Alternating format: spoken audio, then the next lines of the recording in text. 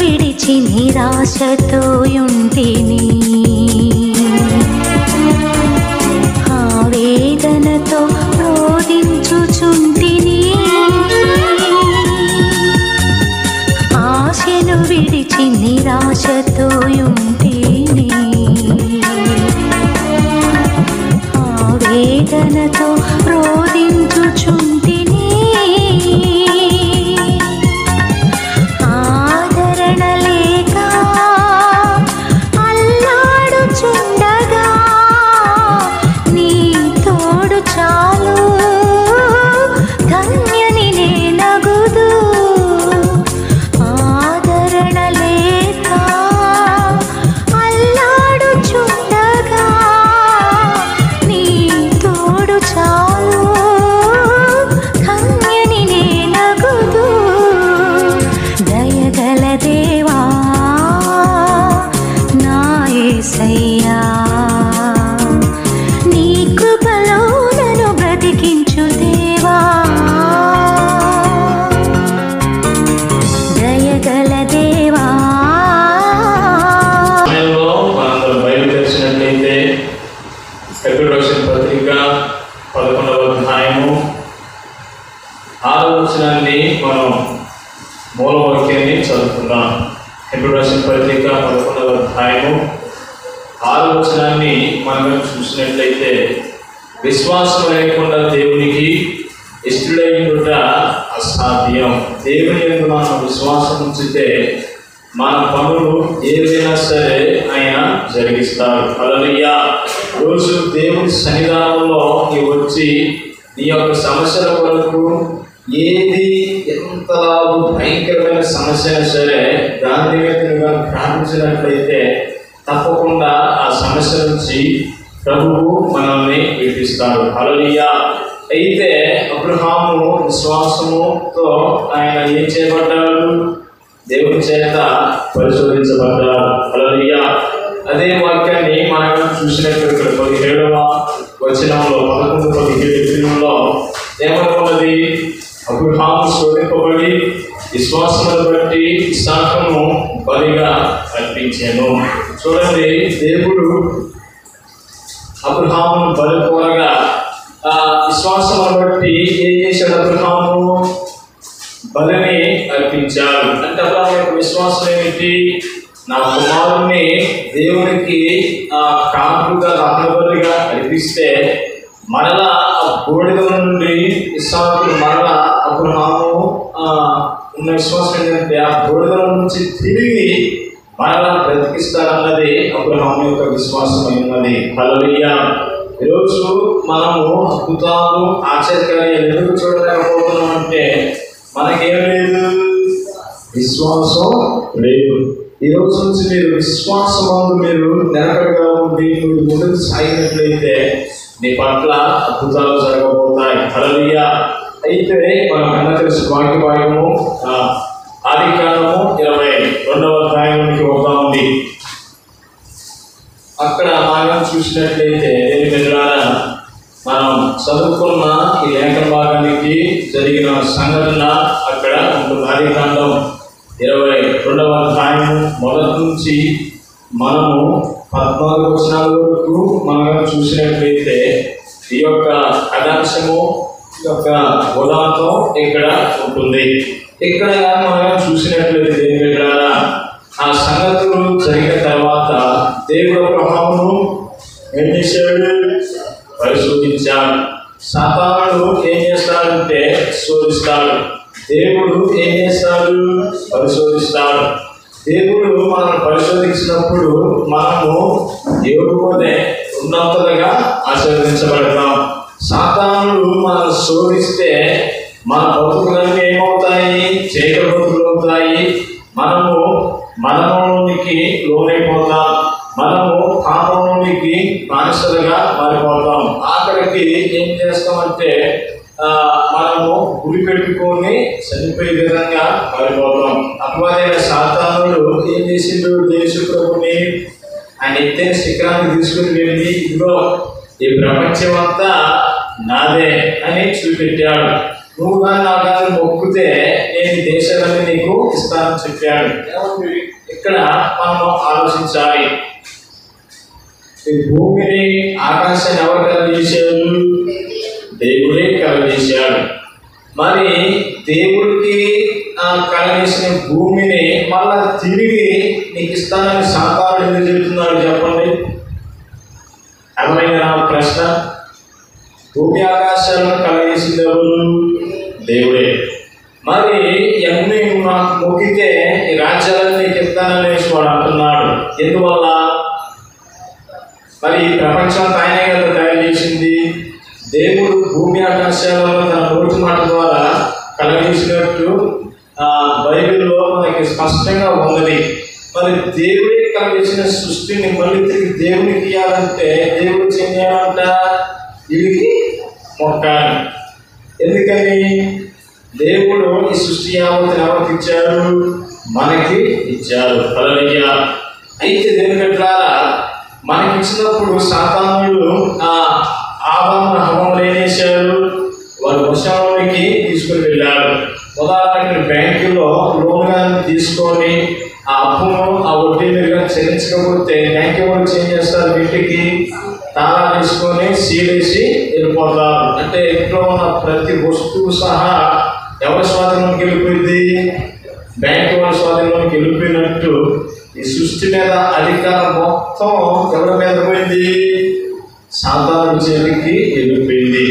అయితే మళ్ళా వారి చేతుల నుంచి ఉచ్చు నుంచి విడిపించడానికి, ఆ యొక్క పాపం నుంచి విడిపించడానికి యేసు ప్రభువు ఈ లోకంలోనికి వచ్చినట్టు మనం చూస్తాం. హల్లెలూయా, హల్లెలూయా. అయితే తర్వాత ఇదిగో నా రాజ్యాలు ఎలా బహు సౌందర్యంగా ఉన్నాయో నువ్వు నాకు మొక్కు, నేను నీకు ఇస్తానన్నాడు. అంతే దేవుని అపవాది భూమి మీద ఏం కళ చేసుకున్నది?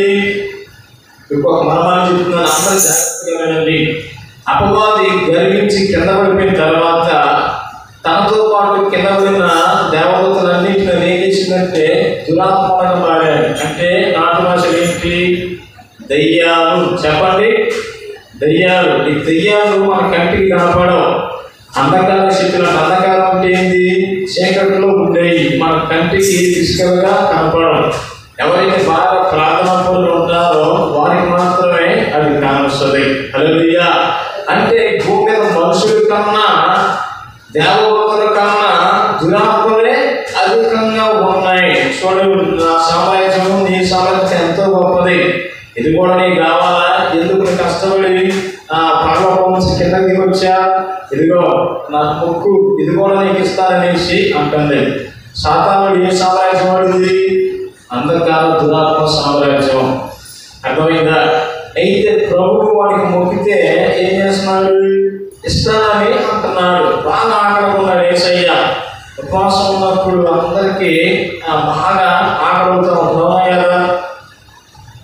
మీకు అయిన నాకు తెలియదు కానీ నేను ఫస్ట్ టైం 2012లో బ్యాప్టిజం తీసుకోకముందే ఉపవాసం ఉండేవాడిని. హల్లెలూయా. ఎందుకంటే పేరు ప్రఖ్యాతుల కోసం ఉపవాసాలు చేసేవాడిని. నేను కూడా మంచి భక్తులు అనిపించుకోవడానికి జనవేదుట గమనాంకాలు ఆడేవాడిని. అబద్ధం ఆడకూడదండి. దేవుడిని నేను నా జీవితం చదివితే చెప్తున్నాను. సరే, వాళ్ళందరూ బ్యాప్టిజం తీసుకొని ఉపవాసం ఉన్నారు. నేనేమో నార్మల్ భక్తుడిగానే ఉండి ఏం చేస్తున్నాను? వెళ్తున్నప్పుడు ఏం జరిగిందంటే వాళ్ళు చూసుకుని ఉద్రేకం తెచ్చుకొని నేను కూడా ఉపవాసం ఉంటాను, నేను కూడా ఏం దేవుడు మొత్తమో అన్నం అనుకుంటా ఉండిపోయా. హల్లెలూయా. ఇంకా ఉపవాసం చేస్తే నాకు ఏం కావాల్సిందంటే రోజు ఎగ్గిపప్పులు, ఎల్లుపసలు, చెంటకి వెళ్తే చికెన్ పప్పుని ఇలాంటివన్నీ కళ్ళ ముందు కనబడుతున్నాయి. తింటే ఉపవాసం పోయింది, తిరగకపోతే ముందుకు వస్తున్నాయి. ఏం చేస్తామై? జయం. దేని పెట్టారు? చూడండి, సాతానుడు మనల్ని అట్టి విధంగా ఏం చేస్తుంది? శోధిస్తూ ఉంటుంది. అది అయిపోయిన తర్వాత భయంకరమైన శరీరంతో మళ్ళీ వాడు శోధించడానికి ప్రారంభించాడు. మరి జ్వరం తగ్గాలంటే ఏం చేయాలి? మెడిసిన్ వేసుకోవాలి. మెడిసిన్ వేసుకోవాలంటే ఏం చేయాలి? ఇడ్లీ కానీ టిఫన్ కానీ తినాలి. మరి తింటే ఏమైంది? ఉపవాసం క్యాన్సర్ అయిపోయింది. అంటే ఉపవాసం ఏమైపోయింది? దేవుని ఎదుట చెడిపోయింది. యేసు రక్తమే జయం. అట్లా వాటిని కూడా జయించారు. ఆ తర్వాత మళ్ళీ కళ్ళు పూసుకుంటే అన్ని దెయ్యాలు కోపాలు అన్నీ ముందుకొచ్చి నిలబడ్డాయి.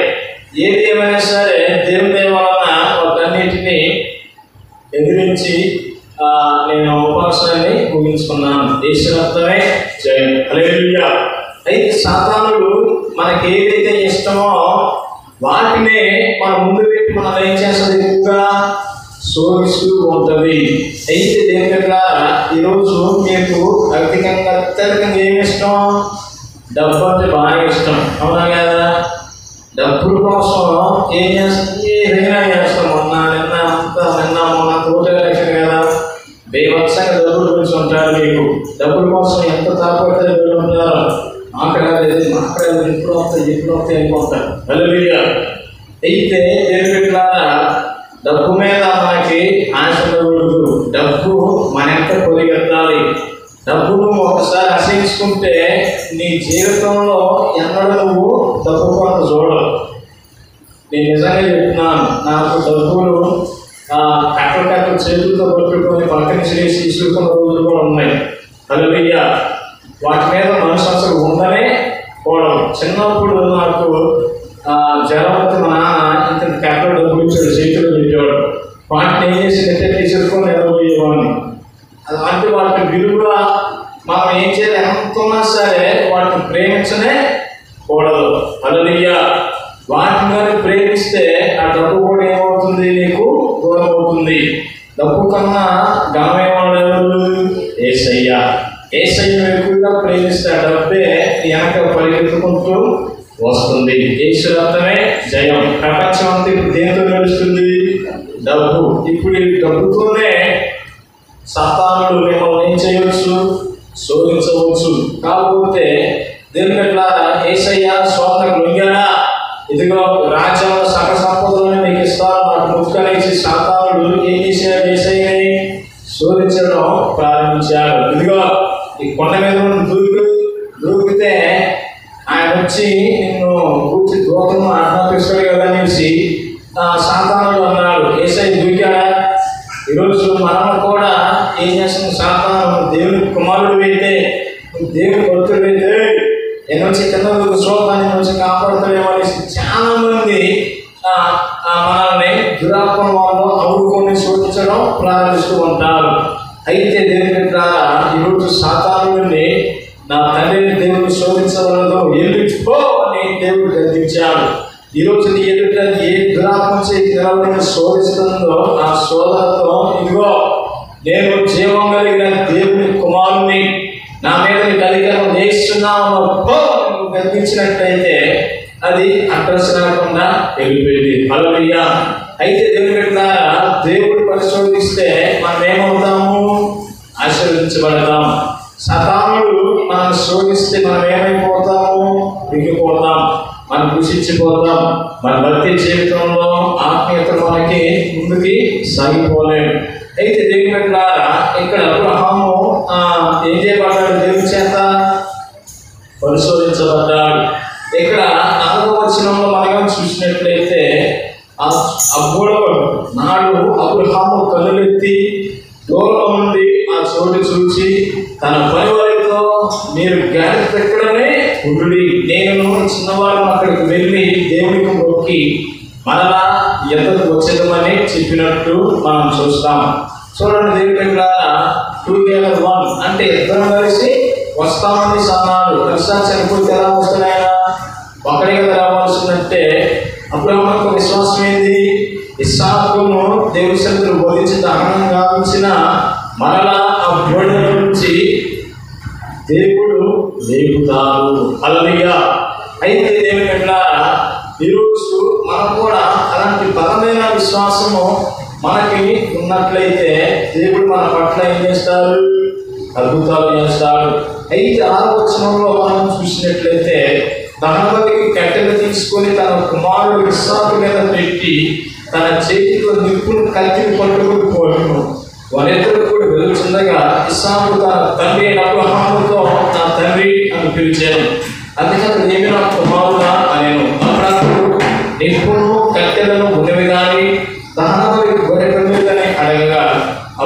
నా కుమారుడా, దేవుడే దహన బలికి గొర్రె పిల్లను చూసుకుంటామని చెప్పాను. హల్లెలూయా.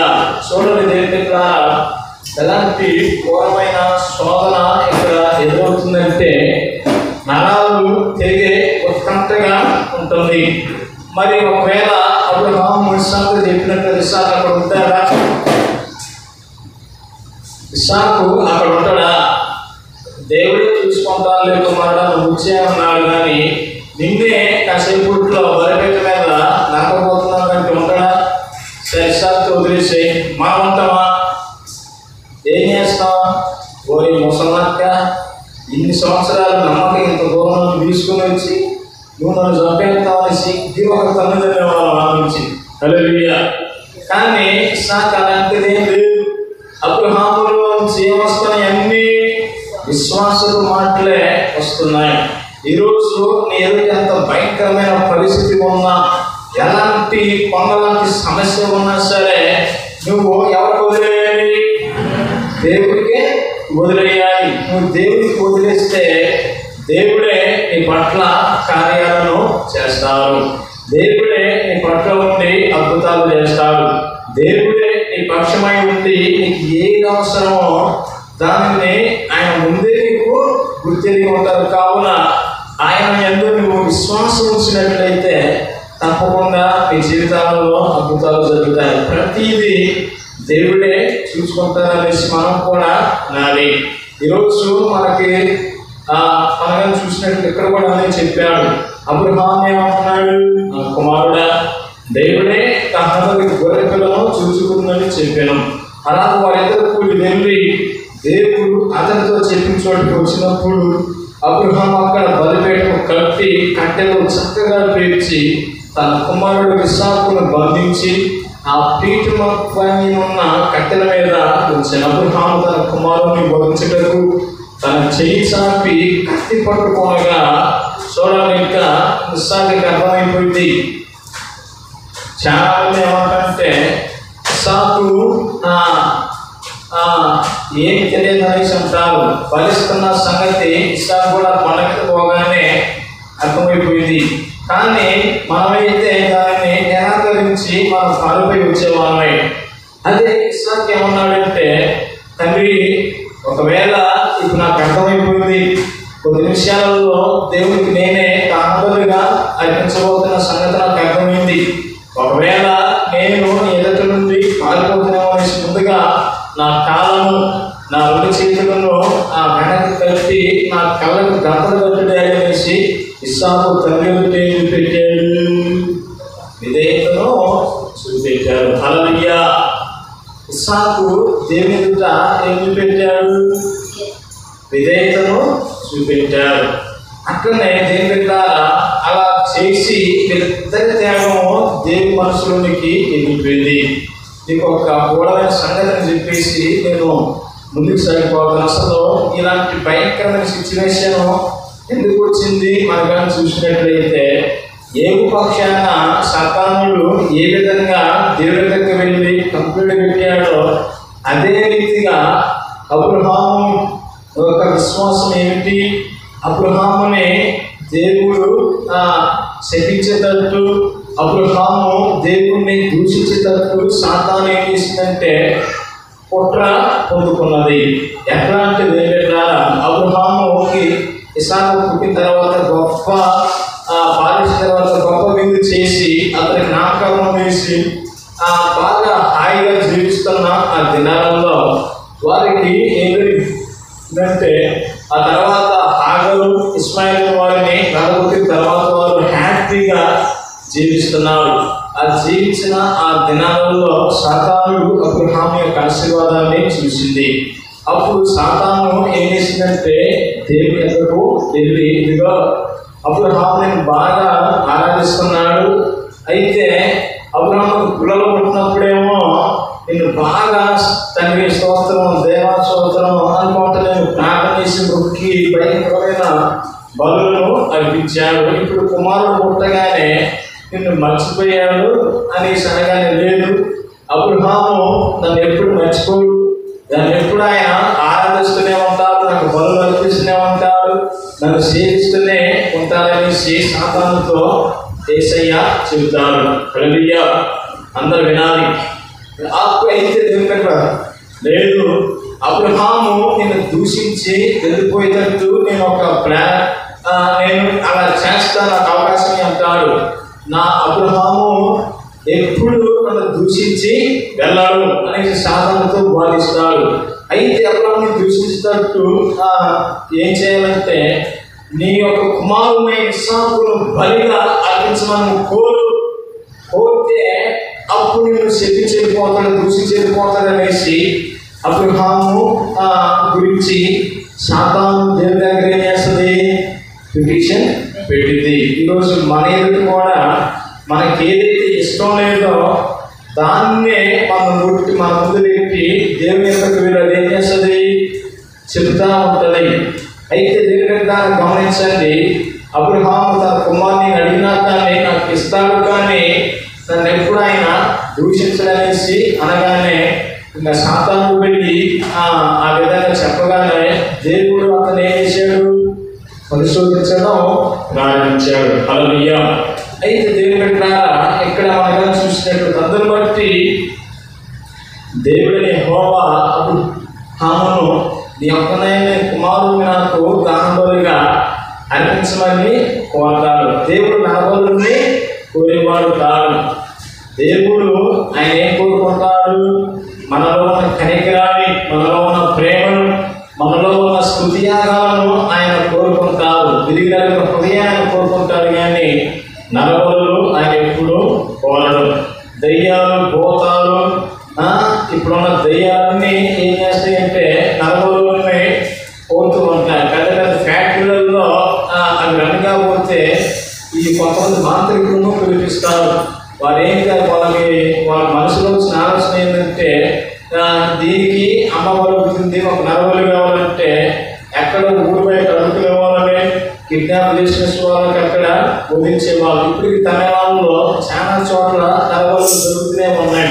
ఇటు భద్రాచలం అడుగులు కానీ, శ్రీశైలం అడుగులు కానీ, ఈ కొంతమంది మాంత్రికులు ఏం చేస్తారంటే వారికి శుద్ధశక్తులను ప్రసన్నం తీసుకోవటానికి, ఇదిగో మీకు ఆ పూజ చేస్తే పోయింది, ఈ పూజ చేస్తే పోయిందనేసి వాళ్ళకి ఏం చేస్తారంటే మత్తుమంది చేసి వాళ్ళని నరికిపారేస్తారు. శ్రీశైలం యొక్క అడవులలో మనం చూసినట్లయితే పుల్ల దగ్గర బోర్డులు కావస్తా ఉంటాయి. బస్ స్టాండ్లో కానీ ఎలాంటి ఏరియాలో.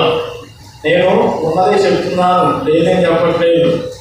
మీకు కావాలంటే మీరు యూట్యూబ్లో కొట్టి చూసుకున్నట్లయితే ఎక్కడ ఎన్ని ఘోరాలు జరుగుతున్నాయో మీకు కూడా అర్థమవుతూ ఉంటాయి. అయితే ఎందుకంటే ఈ ప్రాంతాలలో ఏం చేస్తారంటే శ్రీశైలం చుట్టుపక్కలలో ఒక కొండ ఉంటుంది. ఆ కొండ పేరు మునులో కొండ అనేది ఉంటుంది. ఈ ప్రాంతంలో వాళ్ళు ఏం చేస్తారంటే కొంతమంది గులాబీ ఆరాధిస్తూ ఉంటారు. నరబలులు ఇచ్చినట్లయితే వారికి కొన్ని అక్షని శక్తులు ప్రసన్నమయ్యి వారిని బహుమాంత్రికులుగా తీరుస్తాయి. అయితే ఎందుకని కనబడట్లేదు అంటే వారిని ఇదిగో మీకు ఏ సమస్య ఉన్నా మిమ్మల్ని మేము బాగా చేస్తామని పిలుస్తారు. పిలిచిన తర్వాత మీకు పెద్ద పూజ, పెద్ద దెయ్యమే ఉందని, మీకు నాగదోషం, నీదోషం ఉందని చెప్పి రాత్రిపూట వాళ్ళకి అన్నంలో డ్రగ్ చేసి వాళ్ళు ఏం చేస్తారు? ఆ దేవతలను తీసుకుని వెళ్ళి బలి చేస్తారు. అయితే దీని పెట్టారా ఇలాంటివన్నీ ఎవరు చెప్పరు, కానీ ఇలాంటివన్నీ నేటికి జరుగుతూనే ఉన్నాయి. ఎందుకని ఆ బలిస్తే వాళ్ళు ఏం చేస్తారు? కొండల లోయలను విసిరేస్తారు. తెలియని వాళ్ళు ఏం చేస్తారంటే కనబడలేదు అనేసి గోడలు వేస్తారు. వాళ్ళు ఎందుకు కనబడతారండి? ఈ శ్రీశైలం చుట్టుపక్కల కొన్ని వందల మంది, వేల మంది వస్తారు. కొన్ని వేల సీసీ కెమెరా ఫుటేజ్లు ఉంటాయి. మరి చూసి పోలీసులు కూడా పట్టుకొని వాటిని చేయించాలనేది నా యొక్క కోరిక ఉన్నది. అయితే దేవుని అట్లా జాగ్రత్తగా గమనించండి. ఈ దరిద్ర పువ్వులు, శుద్ధ చేతులు, దయ్యాలు, నరబలు పోతాయి, కానీ మన దేవుడు ఎవరు? కనికరవంతుడైన దేవుడు. హల్లెలూయా. ఆయన నరబలులను కోరడు. ఆయన ప్రేమ స్వరూపుడు. దేవుడు లోకం ఎంతో ప్రేమించి మనల్ని చంపకుండా, మనమే అడ్డి కాపు కాకుండా దేవుడే తన కుమారుణ్ణి ఇస్సాకు వలె భూమి మీదకి పంపించాడు. హల్లెలూయా. అయితే దేవుని బిడ్డలారా గమనించండి, ఇక్కడ అబ్రహాము ఎప్పుడైతే కట్టెలు పేర్చి చక్కగా ఇస్సాకును బంధించి బలిపీఠం మీద ఉంచాడు. అయితే ఇస్సాకు ఏం చేశాడు? పారిపోయాడా? తన్ని చనిపోయాడా? వద్దన్నాడా? తండ్రికి ఏం చూపెట్టాడు? విధేయతను చూపెట్టాడు. అలాంటి విధేయత కూడా యేసయ్య మన కొరకు మన శ్రమలను భరించడానికి, మన పాపాలను భరించడానికి మన కొరకు ఆయన కొట్టబడ్డాడు, మన కొరకు ఆయన గాయపరచబడ్డాడు, మన కొరకు కలవరి శిలువలో ఆయన అరిచేతుల్లో మేకులుగా గావించబడ్డాడు, బొక్కలో పొడవబడ్డాడు, చేతులకి కాళ్ళకి అలానే తనకు మొదటి రేటాన్ని ఎవరి పాపాల నిమిత్తం అమర్చబడింది? మన పాపాల నిమిత్తమే. హల్లెలూయా. అయితే ఏంటంటే ఇస్సాకును తీసుకుని ఎప్పుడైతే కత్తి తీసుకుని అలా పొడవబోయాడు పీక మీద, అబ్రహామా అబ్రహామా ఏ అబ్రహామా, వద్దు, నీ ఒక్కగాని కుమారుని మీద నువ్వు చేయలేదు, నీవు ఇది విషయంలో గొప్పవాడు నాకు తెలియదనేసి ఉంటుంది. ఇక్కడ మనం చూసినట్లయితే 11వ సంవత్సరం చదవండి. తెలిసిన వాడు ఆదికాండం 22:10. అప్పుడు అబ్రహాము తన కుమారుని వచ్చి తన చెయ్యి చాపి కత్తి పట్టుకుని యెహోవా దూత పరలోకంలో అబ్రహామా అబ్రహామా అని అతన్ని పిలిచాను. అందుకే అతను చిత్తం ప్రభువా అనేను. అప్పుడు ఆయన చిన్నవారి మీద చేయలేకుము, అతను ఏమి చేయకుము, నీకు ఒక్కడైనా నీ కుమారుణ్ణి నాకు వెనతీయలేదు కనుక నీవు దేవునికి భయపడేవాడు, ఇందువల్ల నాకు కనబడిన నేను. హల్లెలూయా. చూడండి, ఈరోజు దేవుని ఎదుట మనం ఏం చేయాలి? భయపడాలి. దేవుని ఎదుట మనం భయపడినట్లయితే దేవుడు మనల్ని ఏం చేస్తాడు? అబ్రహాము వల్లే ఆశ్రయించినట్లు మనల్ని ఆశ్రయిస్తాడు. మీరు దేవుడు భయపడుతున్నారా? అబద్ధాలు చెప్పండి. మీరు దేవుడు భయపడితే ఇంట్లో టీవీలో సినిమాలు చూడరు, అబద్ధాలు ఆడరు. చూడండి, వచ్చే డబ్బుని తీసుకోరు. దేవుడికి ఏం చేయాలి? భయపడతారు. మనుషులు పై విషయాన్ని చూస్తారు, దేవుడు ఏం చూస్తారు? అంతరంగానే చూస్తారు. హల్లెలూయా. అయితే దేవుని అబ్రహాము ఏం చేశాడు? భయపడ్డాడు. అయితే ఆయన ఎవరైతే భయభక్తులు కలిగి ఉంటారో వారి మీద ఎవరి కనికరం నిలుస్తుంది? దేవుడి కనికరం నిలుస్తుందని లోకాసు సువార్తలో ఉంటుంది. అయితే ఈరోజు దేవుడికి మనం భయపడినట్లయితే అబ్రహామును ఆశ్రయించిన దేవుడు ఈరోజు మనం కూడా ఆశ్రయిస్తూ ఉంటారు. హల్లెలూయా.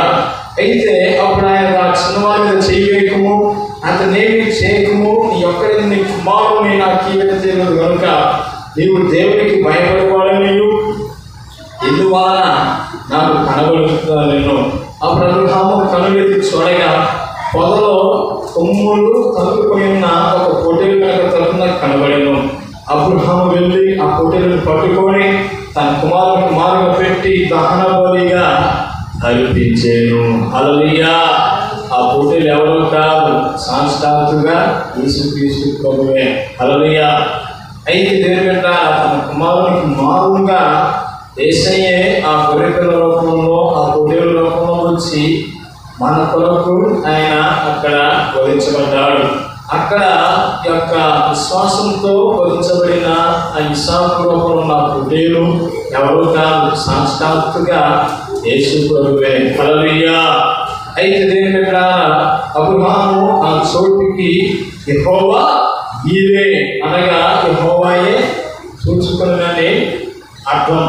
అయితే ఆ ప్రాంతమే నేడు ప్రాంతం, అది ఇశ్రాయేలు దేశం. అదే ప్రాంతంలో 2000 సంవత్సరాల తర్వాత అదే ప్రాంతంలో అదే బలిపీఠం చెంత అదే ఇస్సాకును కొలించిన అదే ప్రదేశంలో మన యేసుక్రీస్తు ప్రభు మన కొరకు చనిపోయాడు. హల్లెలూయా. చూడండి, ఇస్సాకు విధేయత, అబ్రహాము భయము వారిని ఏం చేసింది? అద్భుతంగా ఆశీర్వదించింది.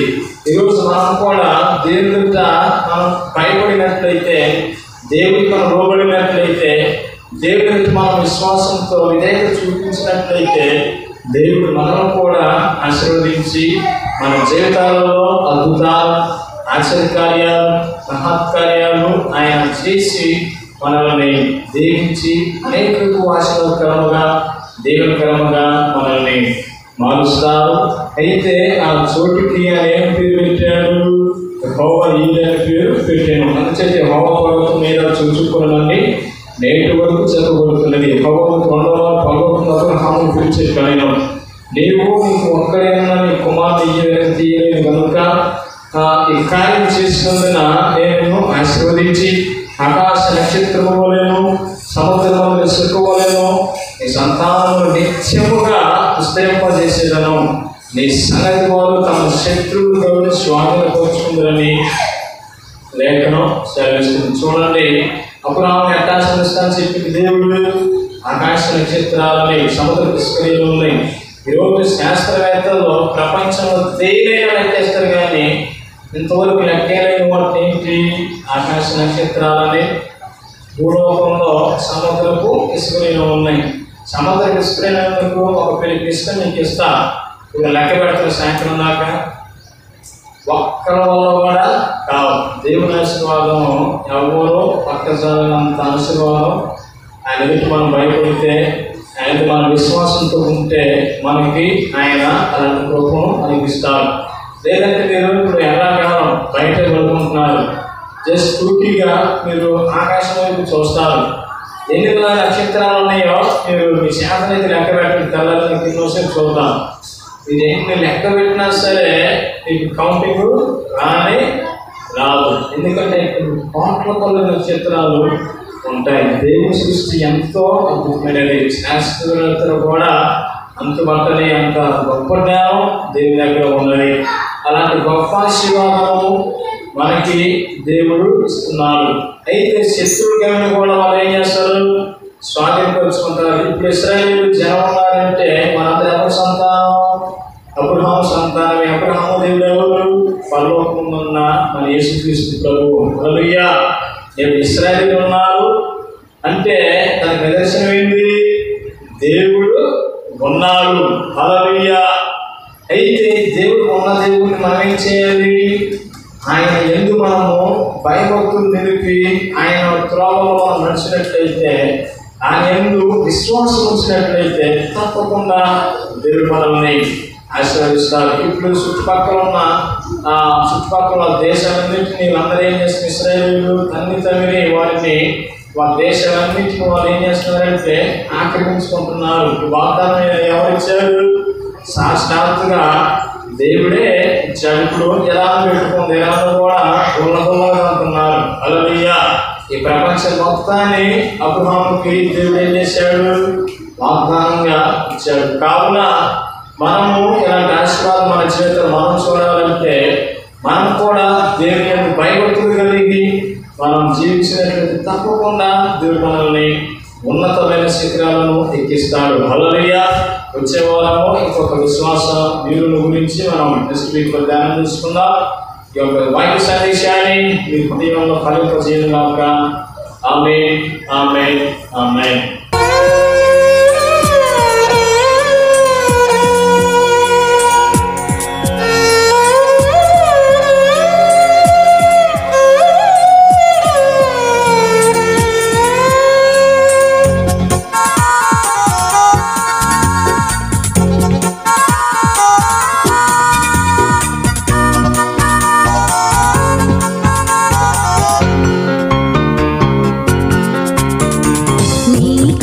దృష్టి నాపై నిలుపుమా, నీ నీడలో నన్ను నడుపుమా, నీ కను దృష్టి నాపై నిలుపుమా.